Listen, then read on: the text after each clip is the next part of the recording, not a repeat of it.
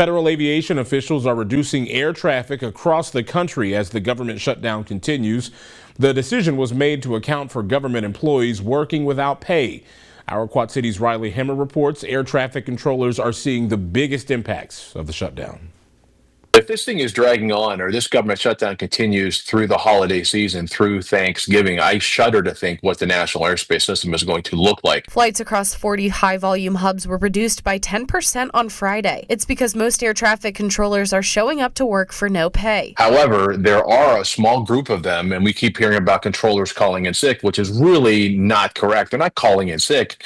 A lot of controllers are calling in and saying, look, I don't have money to put gas in my car. Drew MacQueen is the Great Lakes Regional Vice President for the National Air Traffic Controllers Association. He says one employee is grappling with her job and personal life. We have a single mother who has 4 children, 2 of them special needs. Her daycare bills are $3,000 a month, and she's running out of money. Federal officials say there's a direct correlation with safety. The last thing we need is your air traffic controller who's clearing your plane for takeoff or clearing it to land, worrying about, is my car going to get repossessed? And travel demand across the country isn't slowing down anytime soon. When you look at travel, $1.9 trillion is spent on travel domestically.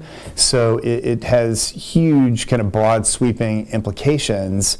And even though, sometimes people might think that doesn't necessarily impact the Quad Cities region from an economic perspective, it really does. The Quad Cities International Airport was not one of the 40 airports listed for flight reduction. I don't anticipate a huge disruption here, but as people are connecting through and trying to find other places to go, or maybe they're trying to get to one of those 40 markets, that will have an impact. Dave Harrell of Visit Quad Cities advises travelers to stay up to date on their flight information to avoid confusion. In Moline, Riley Hemmer, Our Quad Cities News.